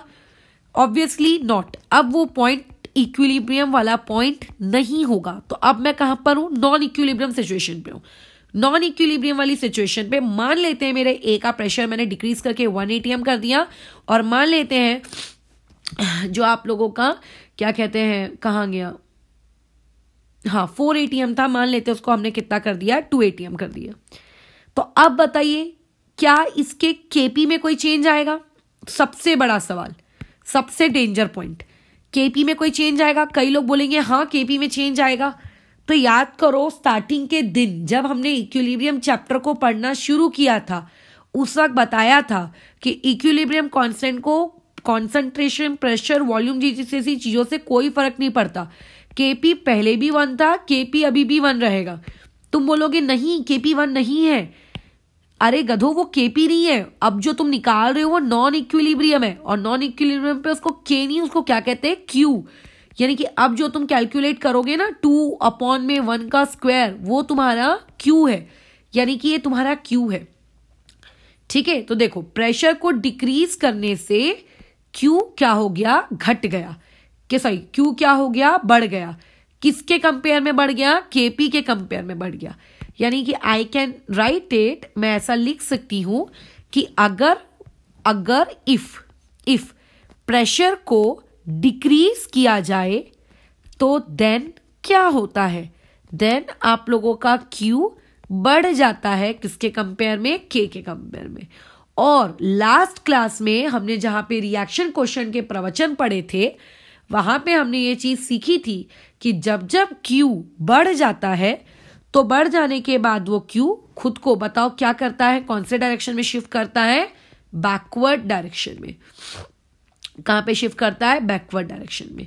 तो रिएक्शन फॉरवर्ड जाएगी कि बैकवर्ड जाएगी? प्रेशर डिक्रीज करने से या प्रेशर इंक्रीज करने से? कैसे निकालोगे? उसका क्यू निकाल लो। क्यू निकालने के बाद आपकी सारी समस्या का समाधान हो गया। अब मैंने ये कौन सा केस लिया था? प्रेशर को डिक्रीज करके। अब चलो एक केस हम और ले लेते हैं कि मैंने एक काम किया कि मैंने अभी प्रेशर को इंक्रीज कर लिया। I increase its pressure. तो अगर मैं प्रेशर को इक्विलिब्रियम पर जाकर इंक्रीज भी कर देती हूं तो क्या वो पॉइंट मेरे इक्विलिब्रियम का पॉइंट होगा? ऑब्वियसली नॉट, वो मेरे इक्विलिब्रियम का पॉइंट नहीं होगा। मान लेते हैं ए का प्रेशर 3 कर दिया, मान लेते हैं बी का प्रेशर 6 कर दिया, ठीक है।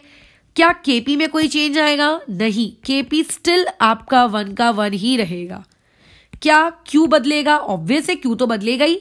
क्यू क्या होगा? 6 अपॉन में यहां पे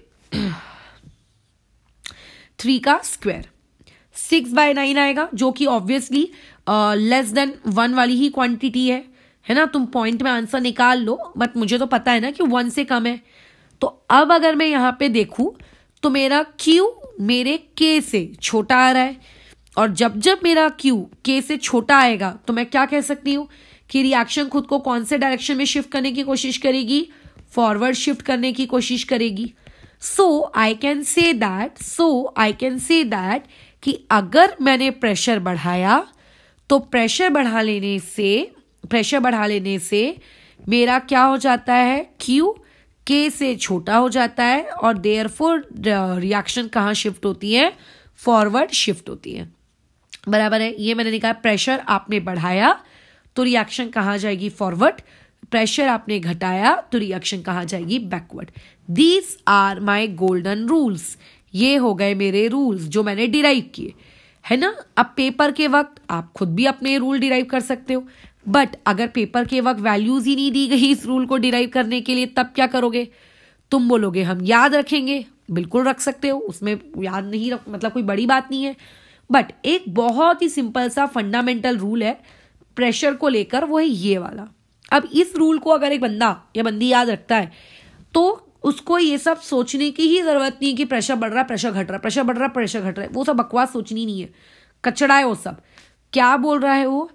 प्रेशर का असर डायरेक्शन पे कुछ इस प्रकार होगा कि जहां पे कम आपको गैस के मॉलिक्यूल्स दिख रहे हैं, रिएक्शन उस तरफ जाएगी। जहां पे आपको कम पार्टिकल्स दिख रहे हैं, ठीक है, जहां पे आपको क्या दिख रहे हैं? कम पार्टिकल्स दिख रहे हैं, वहां पे जाएगी, ठीक है। अब इस रूल को हम लोग आगे समझते हैं कि किस तरीके से इसको अप्लाई करना है, ठीक है। सिंपल सा तो है, लेकिन समझना पड़ेगा इस चीज को। तो आगे देखो, आगे बढ़ते हैं। पहले चेंज इन वॉल्यूम, ये वाला पार्ट भी पढ़ लेते हैं, फिर दोनों कलेक्टिवली उठाएंगे और दोनों को कलेक्टिवली उठाकर पढ़कर फिनिश कर देंगे। चलो आ जाओ। तो अभी यहाँ पे आ गया आप लोगों के पास टॉपिक चेंज इन वॉल्यूम। अब आप वॉल्यूम को चेंज करने की कोशिश कर रहे हो, ठीक है। चलो आ जाते हैं वॉल्यूम में पास। अब जब तुम वॉल्यूम के साथ काम करते हो तो वॉल्यूम के साथ काम करते वक्त ना बहुत बहुत बहुत सावधानी देनी पड़ेगी, ठीक है, बहुत ज़्यादा। क्योंकि वॉल्यूम के साथ जब आप काम करते हो तो रिएक्शन किस तरीके से बिहेव कर रही है ये भी आपको पता होना चाहिए। चेंज इन वॉल्यूम के 2 केसेस बनते हैं, ठीक है, जो जिसके हिसाब से फिर हम लोग चेंज इन प्रेशर को भी पढ़ेंगे वापस से।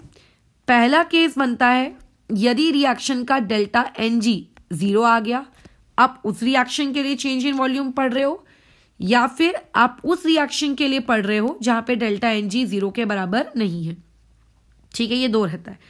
तो डेल्टा NG जहां पे 0 नहीं है, एक वो, और एक जहां पे डेल्टा NG 0 है। अब चलो पहले डेल्टा NG 0 है वहां वाला काम कर लेते हैं। कोई भी एक रिएक्शन उठा लो। फॉर एग्जाम्पल मैंने रिएक्शन उठाई 2A, एरो दे दिया इक्विलिब्रियम वाला, B + C। चेक कर लो डेल्टा NG मेरा 0 है कि नहीं है ना, है 0। अब इस रिएक्शन का तुरंत K इक्विलिब्रियम लिखो।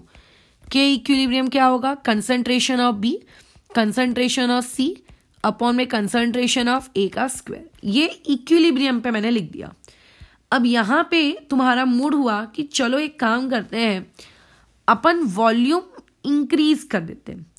ठीक है, कैसे करेंगे वॉल्यूम इंक्रीज वो मैं वीडियो के एंडिंग में बता दूंगी कि वॉल्यूम को इंक्रीज हो रहा है कि वॉल्यूम डिक्रीज हो रहा है, आप ये पहचानोगे कैसे न्यूमेरिकल्स में, वो हम बता देंगे।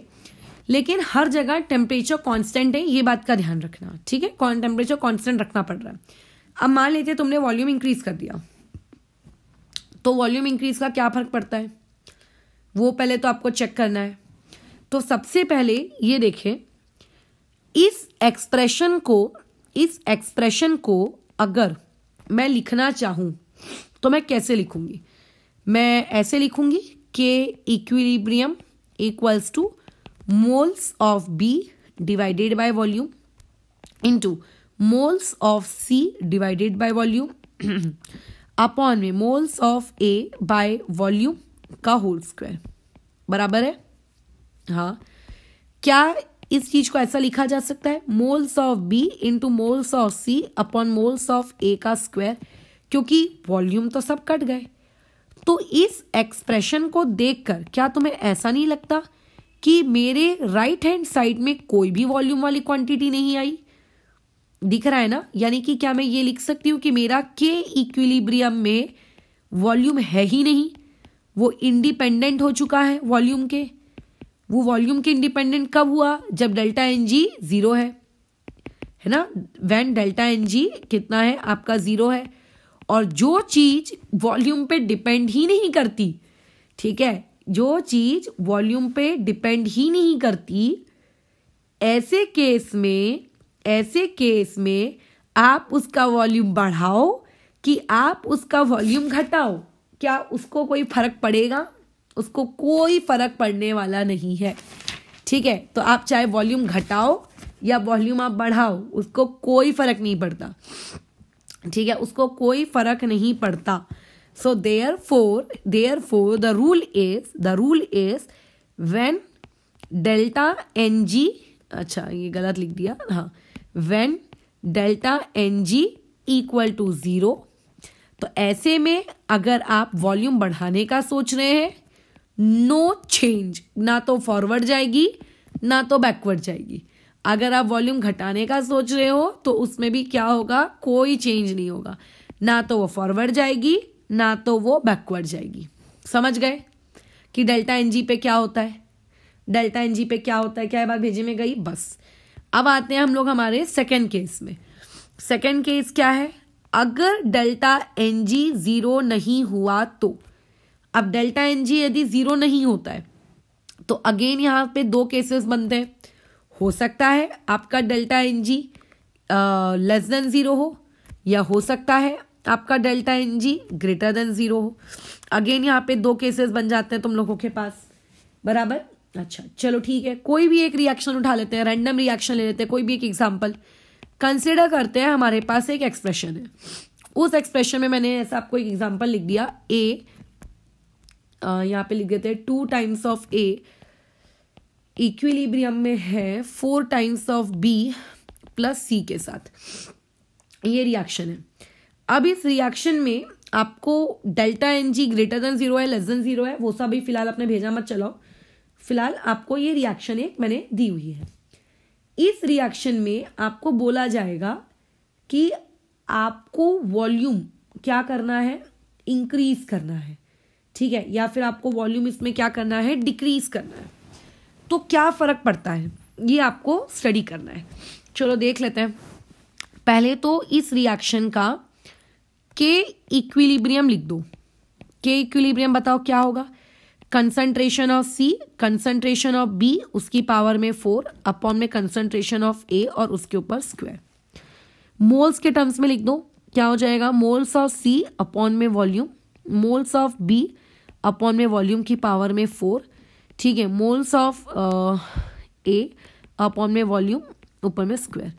देखो कट पीट के क्या एक्सप्रेशन आता है? Moles of C into moles of B की power 4 upon moles of A का स्क्वायर, ठीक है।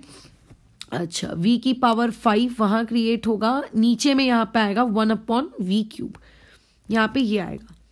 यानी कि आपका के इक्विलिब्रियम, यानी कि आपका के इक्विलिब्रियम वॉल्यूम के कैसे प्रोपोर्शनल है? इनवर्स। मुझे कैसे पता इनवर्सली प्रोपोर्शनल है? दिख रहा है ना डिनोमिनेटर में आ रहा है, दिख रहा है ना डिनोमिनेटर में आ रहा है। अब इसी एक्सप्रेशन को देखो और बताओ कि अगर अगर अगर मैं वॉल्यूम को बढ़ाती हूं तो मेरे वॉल्यूम बढ़ने से जो फ्रैक्शन की वैल्यू आएगी वो के तो नहीं कहलाएगी, वो क्यू कहलाएगी। वो क्यू बढ़ेगा कि घटेगा? मेरे वॉल्यूम बढ़ाने से आप लोगों का क्यू बढ़ेगा कि क्यू घट जाएगा? अब तो क्या होगा? मेरा क्यू घट जाएगा। क्यों? क्योंकि के और वी का इनवर्स रिलेशनशिप है। अब घट जाएगा इसका मतलब क्या होता है? इसका मतलब ये होता है कि क्यू आपके के से छोटा हो गया। अगर क्यू के से छोटा हो गया इसका मतलब ये कि रिएक्शन खुद को कौन से डायरेक्शन में शिफ्ट करेगी? फॉरवर्ड। कब शिफ्ट करेगी? कब व्हेन, देखो इस रिएक्शन का delta N g less than 0 था कि इस रिएक्शन का delta N G greater than 0 था? तो इस रिएक्शन का delta N G greater than 0 था। तो जब जब डेल्टा एन जी की वैल्यू ग्रेटर देन 0 होगी तो वॉल्यूम के बढ़ने से रिएक्शन फॉरवर्ड जाएगी। और इसी का उल्टा कर लो कि वॉल्यूम के घटने से रिएक्शन बैकवर्ड जाएगी। तो कोई एक रूल याद रखा करो, ठीक है? उस एक रूल को याद रखने से ऑटोमेटिकली उसका रिवर्स बन जाता है। ये कब? जब delta N G greater than 0 है तब। एक बार डेल्टा एन जी जहां लेस देन 0 है उसके लिए भी यही सेम चीज करके देख लेते हैं। कोई भी एक रिएक्शन लिख लेते हैं। लेट्स इमेजिन मैंने लिख दिया 2A इक्विलिब्रियम में है B के साथ। देखो ये यहाँ पे डेल्टा एन जी आपका लेस देन 0 है। इसके लिए K इक्विलिब्रियम लिखो। क्या हो जाएगा इसका K equilibrium? Concentration of B, यहाँ पे कंसंट्रेशन ऑफ A और ये उसका स्क्वायर। मोल्स के टर्म्स में लिखो moles of B divided by volume, यहाँ पे आ जाएगा moles of A divide by volume और ये उसका स्क्वायर। क्या हो जाएगा? यहाँ पे आ जाएगा मोल्स ऑफ B इंटू में कहाँ चला गया? सॉरी, हाँ, मोल्स ऑफ A का स्क्वायर इंटू में वॉल्यूम दिख रहा है। इस बार वॉल्यूम कहाँ आया है? इस बार वॉल्यूम न्यूमरेटर में आया है। यानी कि जब जब डेल्टा एन जी आपका क्या होगा? लेस देन 0 होगा तो वॉल्यूम और के इक्विलिब्रियम का रिलेशनशिप कैसा चलेगा? डायरेक्ट का चलेगा। यानी कि for delta N g equal to 0, ठीक है, के इक्विलिब्रियम इंडिपेंडेंट होता है किसके? ऑफ वॉल्यूम के, ठीक है। देयरफॉर नो शिफ्ट, चाहे आप वॉल्यूम बढ़ाओ या चाहे वॉल्यूम घटाओ, ठीक है, कोई शिफ्ट नहीं। जब आप लोगों के पास delta N G greater than 0 आता है तो के इक्विलिब्रियम का इनवर्स में रिलेशनशिप होता है किसके साथ? वॉल्यूम के साथ। समझ में आ रही है बात? सो देयरफॉर अगर आपने वॉल्यूम को बढ़ाया, ठीक है, तो आपके वॉल्यूम बढ़ने से आपके जो क्यू की वैल्यू है वो घट जाती है, और क्यू अगर घट जाता है तो रिएक्शन खुद को कहाँ शिफ्ट करती है? फॉरवर्ड। जिस इंसान को ये वाला पार्ट याद है वो सब कर सकता है, और जिसको मैं जो कह रही हूं वो खुद भी अगर करने के लायक रहा पेपर में बिना देखे तो उसको रूल्स याद करने की कोई कभी जरूरत नहीं पड़ती। और अगर हम delta N g less than 0 की बात करें तो ऐसे में के इक्विलिब्रियम जो रहता है वो डायरेक्टली वी के प्रोपोर्शनल होता है। डायरेक्टली मतलब अगर आपने वॉल्यूम को बढ़ाया तो आपका क्यू भी बढ़ेगा, और अगर क्यू बढ़ा तो रिएक्शन फिर क्या होगी? बैकवर्ड शिफ्ट कर जाएगी। समझ गए? तो वॉल्यूम का क्या असर पड़ने वाला है आपके फॉरवर्ड शिफ्ट पे और बैकवर्ड शिफ्ट पे आप कर लोगे आसानी से, बस खत्म। जैसे कि एग्जाम्पल के तौर पे ले लेते हैं, आपको क्वेश्चन में बोला गया कि N2 दिया है प्लस 3H2 दिया है, इक्विलिब्रियम में है हम लोग 2 टाइम्स ऑफ NH3 के साथ। बताओ व्हाट विल हैपन। ठीक है, क्वेश्चन आपको दिया गया है what will happen to direction, spelling ठीक कर लो उसकी, direction of reaction if volume is tripled, ठीक है, एट कांस्टेंट टेम्परेचर। ठीक है, याद रखना टेम्परेचर कैसा होना चाहिए? कांस्टेंट। तो कांस्टेंट टेम्परेचर हमारे कोई काम का नहीं है, वॉल्यूम जो ट्रिपल कर दिया गया है वो भी हमारे कोई काम का नहीं है। ट्रिपल करो, डबल करो, है ना, कुछ भी करो, बस बढ़ाओ, वॉल्यूम इंक्रीज हो रहा है। क्या फर्क पड़ेगा? तो वॉल्यूम के लिए सबसे पहली चीज जो आपको कैलकुलेट करनी है वो है उसका डेल्टा एन जी। इस रिएक्शन का डेल्टा एन जी निकालो, कितना होगा? Delta N g equal to 2 minus आपका 4 that is -2। Delta N g कैसा आ रहा है आपका? Less than 0। जब जब delta N g less than 0 होता है तब तब के इक्विलिब्रियम का वॉल्यूम के साथ बोलो कैसा रिलेशनशिप होता है? डायरेक्ट। अब इस क्वेश्चन में वॉल्यूम को ट्रिपल किया गया है, यानी कि in this question volume increase किया है। वॉल्यूम अगर इंक्रीज करोगे तो क्यू इंक्रीज होगा। क्यू अगर इंक्रीज होगा तो लास्ट क्लास में क्या सिखाया था? क्यू अगर के से बड़ा हो जाए तो रिएक्शन कैसी शिफ्ट मारती है? बैकवर्ड शिफ्ट करती है। तो ये रिएक्शन कहाँ शिफ्ट करेगी? बैकवर्ड। क्या कुछ सॉल्व करने की नीड पड़ी क्या? मैंने जितना ऊपर तुम्हें सिखाया, क्या तुम्हें उस पूरे को एग्जाम पेपर में यूज करना है क्या? नहीं। तुम्हें एग्जाम पेपर में सिर्फ क्या यूज करना है? ये 3 रेड से लिखे हुए अक्षर। अब ये चीज मैं तुम्हें डायरेक्ट भी लिख कर दे सकती थी कि ऐसा ऐसा होगा, ऐसा ऐसा होगा, इसको रट लो, लेकिन उसमें क्या हो जाता? वो चीज ऐसी हो जाती कि तुम्हें एक रूल बुक बना के दे दी गई है, उस रूल्स को फॉलो करो, उसका क्या लॉजिक है, क्या रीजन है, वो सब जाए भाड़ में, कोई उसकी चिंता ना करो। ऐसा नहीं, वो रूल्स कैसे आए वो मैंने तुम्हें समझा के दिया है, ताकि अगर पेपर में तुम कभी भूल जाओ, जो कि तुम्हें भूलना नहीं है, तुम्हें रूल्स एकदम अपने दिमाग में पत्थर की लकीर के जैसे फिट करके रखने हैं। बट लेट्स से कहीं भूल जाओ, या फिर मान लेते हैं आपको कहीं पे खुद इस डेरिवेशन की नीड पड़ रही हो, तो आप खुद करने के लायक हो, इसीलिए वो समझा के दिया है। ठीक है, अब जैसे मान लेते हैं यही सेम क्वेश्चन होता, बस केस अपन बदल लेते हैं। केस में अपन ये लिख लेते हैं H2 प्लस I2 इक्विलिब्रियम में है किसके साथ? 2 टाइम्स ऑफ HI के साथ। तो बताइए डायरेक्शन में क्या फर्क पड़ता है? तो ये ए पार्ट के लिए सॉल्व किया, अभी बी पार्ट के लिए सॉल्व करो। तो बी पार्ट के लिए तुमने देखा कि डेल्टा एन जी की वैल्यू 0 है, और डेल्टा एन जी की वैल्यू जब जब 0 होती है तो आपका जो के इक्विलिब्रियम होता है वो इंडिपेंडेंट होता है। किस चीज़ के इंडिपेंडेंट होता है? वॉल्यूम के। और अगर वो वॉल्यूम के इंडिपेंडेंट होता है तो आपके इसमें कोई भी शिफ्ट नहीं होगा, ना तो फॉरवर्ड ना तो बैकवर्ड। चाहे वॉल्यूम बढ़ाओ चाहे वॉल्यूम घटाओ, उसको कोई लेना देना नहीं, वो जैसा है वो वैसे का वैसा ही रहेगा। ठीक है, बस टेम्परेचर हमने क्या रखा है आप लोगों के? कांस्टेंट। खत्म। ठीक है, तो डेल्टा एन जी देख लेना, डेल्टा एन जी से फटाफट सारा काम आप लोगों का आ जाएगा। सिर्फ क्या याद रखना है कि जहां पे आप लोगों को डेल्टा एन जी अगर ग्रेटर देन 0 दिखे तो आप लोगों की जो रिएक्शन है, डेल्टा एन जी अगर आपको ग्रेटर देन 0 दिखे तो रिएक्शन का के इक्विलिब्रियम के साथ कैसा रिलेशनशिप चलेगा? इनवर्स। ठीक है, बड़ा है तो उल्टा इनवर्स। ठीक है, क्या ये बात भेजे में गई? अब एक और बात हम छोटी सी अपने दिमाग में डालते हैं। ठीक है, बस इसको पढ़ के फिर हम इस चीज को रोकेंगे। मेरे को एक्चुअली जो चेंज इन प्रेशर वाला कंसेप्ट है ना, ये तुम्हें बाद में सिखाना चाहिए था, मैंने पहले सिखा दिया।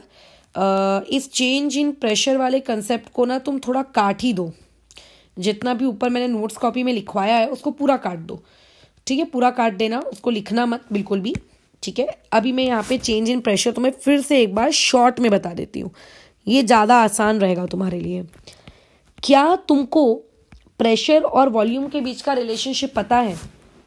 तुम बोलोगे हाँ, प्रेशर वॉल्यूम के साथ इनवर्स रिलेशनशिप रखता है। क्या बात जाती दिमाग में? हाँ, ठीक है, बस खत्म। यहीं से हम लोगों का गेम शुरू होता है। 3 कॉलम्स बनाते हैं, पहला कॉलम, दूसरा कॉलम और तीसरा कॉलम। पहला कॉलम जब डेल्टा एन जी 0 हो, बताओ अभी पढ़े हो, जब डेल्टा एन जी 0 होता है तो वॉल्यूम इंडिपेंडेंट हो जाता है किसके? के इक्विलिब्रियम के। क्या ये बात जाती है दिमाग में? हाँ, वॉल्यूम और प्रेशर आपस में रिलेटेड है। ठीक है, इनवर्स से ही भले रिलेटेड हो बट रिलेटेड तो है, लेकिन वॉल्यूम का के इक्विलिब्रियम के साथ कोई रिलेशनशिप नहीं है। सो देयरफॉर आप लोगों का जब जब डेल्टा एन जी 0 होगा, प्रेशर भी इंडिपेंडेंट हो जाएगा के इक्विलिब्रियम के। तो इससे क्या सीख मिलती है, इससे ये सीख मिलती है, इससे ये सीख मिलती है कि देयरफॉर वॉल्यूम बढ़ाओ कि वॉल्यूम घटाओ, कि प्रेशर बढ़ाओ कि प्रेशर घटाओ। ठीक है, आंसर क्या आएगा, नो शिफ्ट। जब जब delta N g equal to 0 होगा, आंसर क्या आएगा, नो शिफ्ट। बराबर। अच्छा, अब आते हैं नेक्स्ट में। अगर डेल्टा एन जी की वैल्यू ग्रेटर देन 0 रही, तो ग्रेटर देन 0 के लिए आपका जो वॉल्यूम है, वॉल्यूम का रिलेशनशिप के इक्विलिब्रियम के साथ कैसा हो जाता है, इनवर्स का, है ना। अच्छा, और वैसे खुद वॉल्यूम और खुद प्रेशर का रिलेशनशिप आपस में कैसा है, उन दोनों का रिलेशनशिप भी कैसा है, इनवर्स का है। तो यहां से आपको ऐसा नहीं लगता कि फ्रॉम 1 and 2 कि 1/K इक्विलिब्रियम और 1/ प्रेशर एक दूसरे से रिलेटेड है। अगर मैं रेसिप्रोकल ले लूं दोनों तरफ, तो के इक्विलिब्रियम और प्रेशर आपस में एक दूसरे से डायरेक्टली रिलेशनशिप में आ जाएंगे। जो वॉल्यूम के इक्विलिब्रियम के साथ इनवर्स में था जब डेल्टा एन जी 0 था, ग्रेटर देन 0 था, तो प्रेशर तो वॉल्यूम के हमेशा उल्टा ही काम करेगा। क्यों, क्योंकि दोनों आपस में कैसा है, उल्टे रिलेशनशिप वाले हैं। तो अगर वॉल्यूम के इक्विलिब्रियम से इनवर्स में है तो प्रेशर डायरेक्ट में रहेगा। ठीक है, जिसको यही लैंग्वेज नहीं समझती है, इनवर्स क्या होता है, डायरेक्ट क्या होता है, उस इंसान को ये मेरी बातचीत हजम करने में शायद पसीने छूट जाए। ये बेसिक मैथमेटिक्स है जो आपको डायरेक्ट एंड इनवर्स वेरिएशन आप बचपन में जो आप पढ़ते हो 6th-7th क्लास में, शायद उस वाली बातचीत है। तो अगर वॉल्यूम का रिलेशनशिप के इक्विलिब्रियम के साथ इनवर्स है, तो प्रेशर का फिर क्या रहेगा, डायरेक्ट। इतनी बात समझ में आती है। हाँ, अब इसके रूल्स तो आपने ऑलरेडी बना के रखे, इस वॉल्यूम के रूल्स तो आपने ऑलरेडी बना के रखे। क्या बनाए थे बताओ रूल्स, कुछ भी नहीं, दिमाग। वॉल्यूम बढ़ेगा, वॉल्यूम बढ़ा, क्यू बोलो क्या होगा, घटेगा। क्यू अगर घटा तो बोलो कैसी शिफ्ट होगी, फॉरवर्ड। क्या कोई रूल बनाया है, नहीं।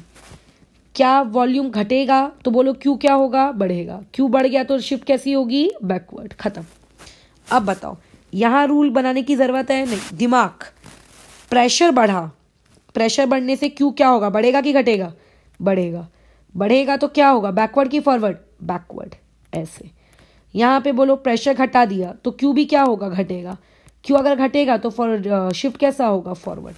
तो आपको सिर्फ ये याद रखना है, ये कि रिलेशनशिप डायरेक्ट का है कि रिलेशनशिप इनवर्स का है। जिसको वो याद है उसको सब याद है। अब जब जब delta N g less than 0 होता है, वॉल्यूम के इक्विलिब्रियम के डायरेक्ट होता है।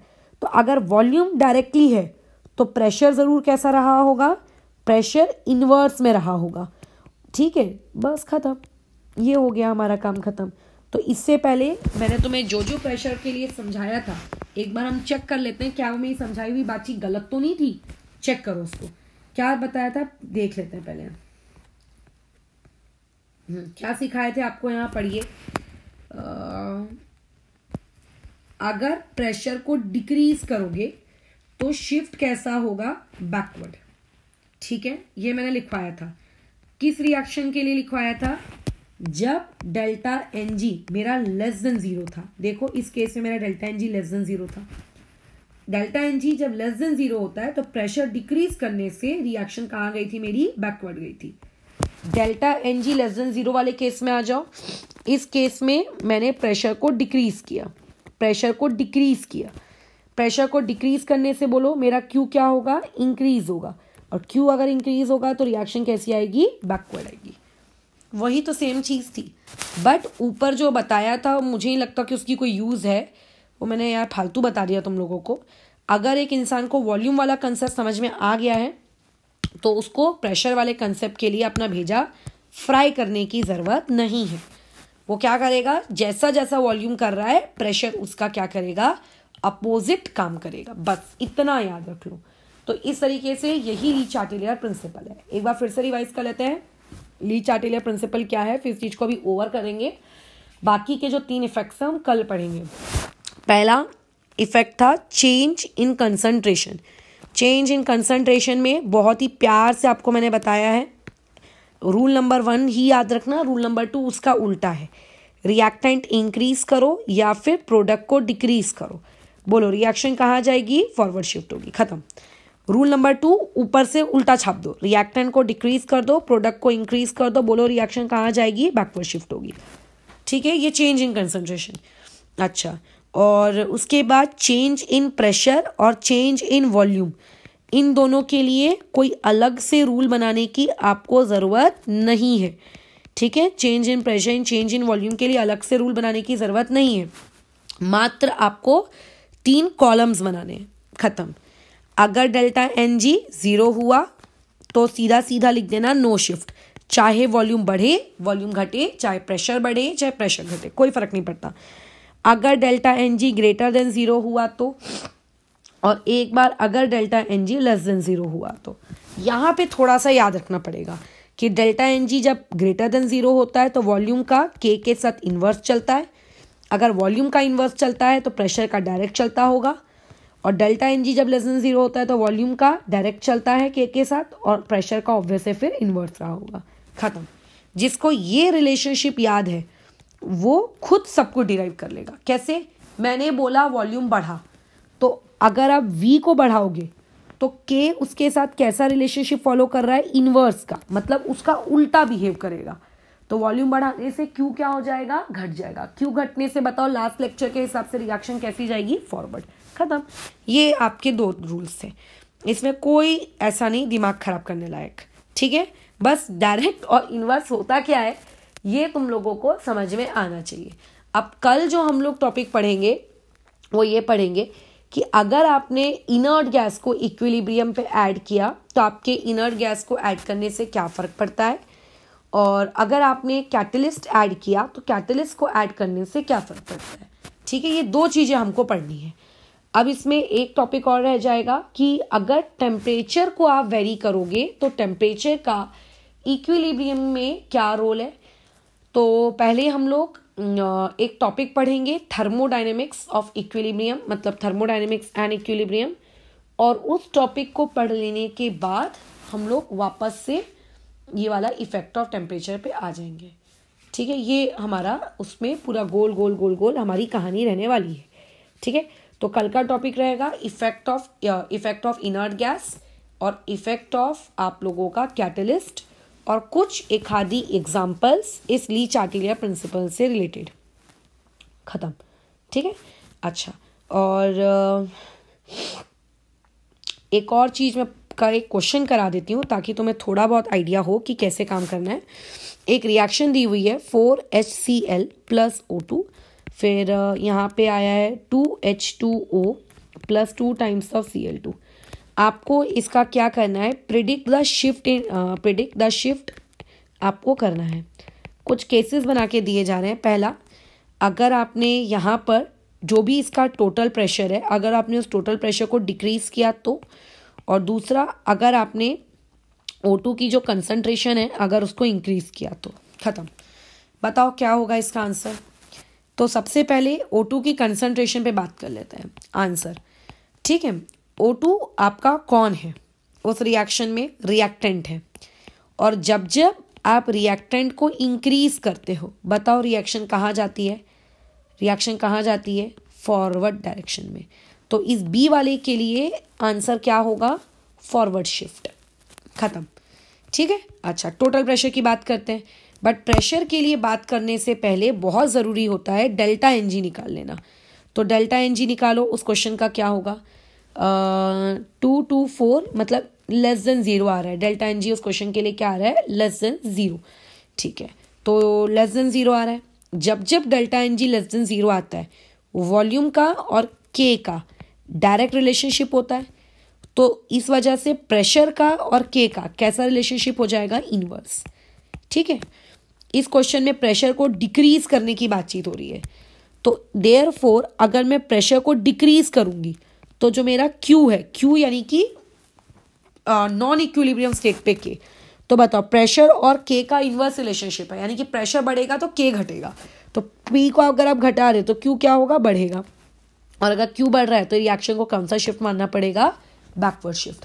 कुछ ऐसा लगा कि कुछ कठिन है ली चार्टिलियर प्रिंसिपल, बस यही है ली चार्टिलियर प्रिंसिपल कि आपको चेंज प्रिडिक्ट करना है। ठीक है, आपको क्या करना है, चेंज प्रिडिक्ट करना है। ठीक है, जैसे एक एग्जांपल इसमें और ले लेते हैं, 2 times of CO plus O2 equilibrium में है 2 टाइम्स ऑफ CO2 के साथ।